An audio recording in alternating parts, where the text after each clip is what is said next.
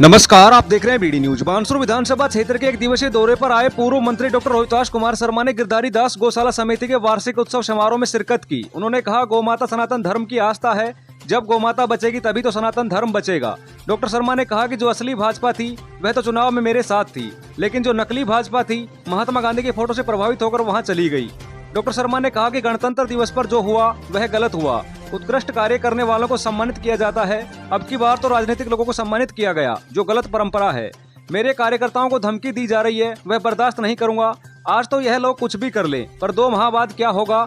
मैं मेरे समर्थकों के साथ हूं, उन्हें चाहे जहां भेज दे, वे वापस आएंगे। मैंने सुना है कि उनकी सूचियां बनाई जा रही हैं, जो मेरे समर्थक रहे हैं उन्हें धमकियां दी जा रही है। उन्होंने कहा कि जो लोग बदले की भावना से काम करते हैं एक दिन जेल जरूर जाएंगे। वहीं कार्यक्रम में सम्मिलित डीआर अस्पताल के निदेशक डॉक्टर डीआर यादव ने कहा कि गौमाता बचेगी तो ही सनातन धर्म बचेगा। इस महायज्ञ में प्रत्येक सनातनी को दान रूपी आहुति देनी चाहिए। कार्यक्रम के दौरान सभी अतिथियों को माला साफा दुपट्टा पहनाकर भव्य सम्मान किया गया।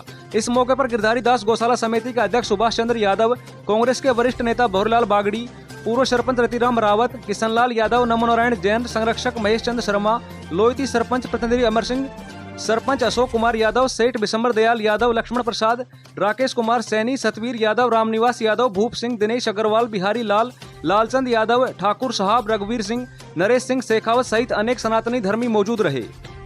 मैं गौ माता के कार्यक्रम में आया था।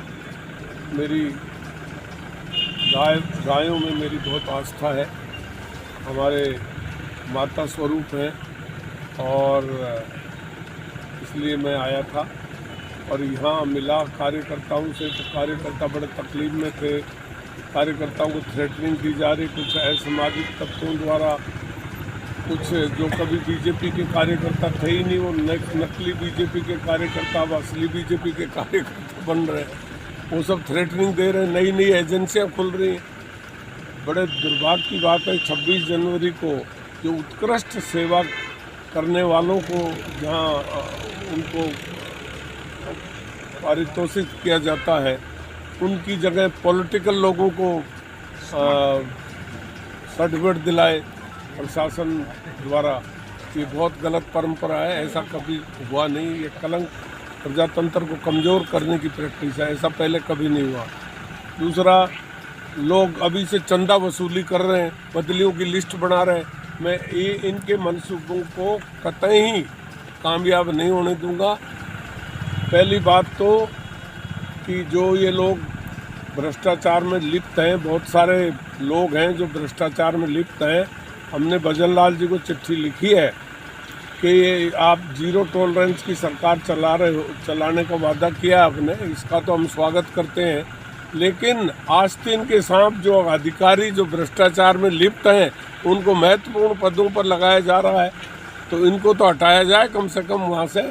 सरकार की तरफ से जवाब आया कि हम भ्रष्ट आदमियों को नहीं लगाएंगे, चुन चुन करके उनको निकाल देंगे, हटाएंगे, जरूरत नहीं। और भगवान की कृपा है, भारतीय जनता पार्टी में अब कुछ गलत लोग थे वो जा रहे हैं, कुछ अच्छे लोग अब आ रहे हैं। तो अच्छे लोग आएंगे तो फिर भारतीय जनता पार्टी कि हम भी जय बोल देंगे। लेकिन जब तक भ्रष्ट लोग रहेंगे, जब तक तो हम उनका विरोध करेंगे, प्रतिपक्ष की भूमिका निभाएंगे। हम अच्छे आदमी के व्यक्तिगत रूप से हम अच्छे आदमी के पक्ष में जो जनहित में काम करें। भैरू सिंह शेखावत बहुत अच्छा आदमी है, ओम जी माथुर बहुत अच्छा आदमी है, वर्तमान मुख्यमंत्री भी अच्छा है, बेचारा गरीब घर से पंडित जी वहाँ बना, मुख्यमंत्री बना, एक कार्यकर्ता का मुख्यमंत्री बनने का मौका दिया। ये अच्छा कदम है, अच्छे कदम की प्रशंसा करेंगे। लेकिन भ्रष्ट अधिकारियों को प्राइवेट सेक्टर लगाओगे आप, तो इसकी कौन प्रशंसा करेगा? फिर आपका भजन लाल जी का जीरो टॉलरेंस की नीति का क्या होगा? हमको तो इस बात की चिंता है। हमको इनको बचाना है, मंत्रियों को, कि भ्रष्ट लोगों के चक्कर में मत आओ, इनको भगाओ। कार्यकर्ता मेरे साथ जितने भी कार्यकर्ता थे वो सब भारतीय जनता पार्टी के कार्यकर्ता थे और उनको चुन करके टारगेट किया जा रहा है। मैं उनको आश्वस्त करके जा रहा हूँ कि एक भी कार्यकर्ता को परेशान नहीं होने दूंगा। मेरी जान चली जाएगी, लेकिन कार्यकर्ता की आत्मरक्षा के लिए पूरी शक्ति लगा दूंगा और उनको नहीं जाने दूंगा। जो नकली बीजेपी डेवलप हुई है बानसूर में, उनका इलाज मैं जरूर करूँगा। सर क्या लोकसभा का चुनाव लड़ेंगे आप? नहीं, मैं बिल्कुल नहीं लड़ूंगा। मैं चुनाव बहुत लड़ लिए।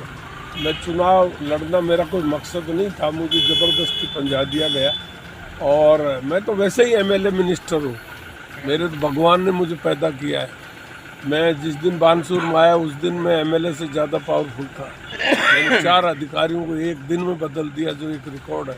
बानसूर की भौगोलिक स्थिति को चेंज कर दिया। ये एमएलए का थोड़ी बस की बात है कोई, ये तो ईश्वर की देन है, ईश्वर का आशीर्वाद है। रहने वाले लोगों में कोई क्षमता नहीं है। ये बानसूर का विनाश हो जाएगा विकास की जगह।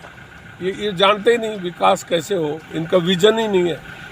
इनका विजन पैसा खींचो अभियान है। तो ये लोग, अब ये जो लोग लग रहे हैं, बताओ इन्होंने जिंदगी में कभी बीजेपी को वोट दिए? एक महीना में 3 पार्टी बदली।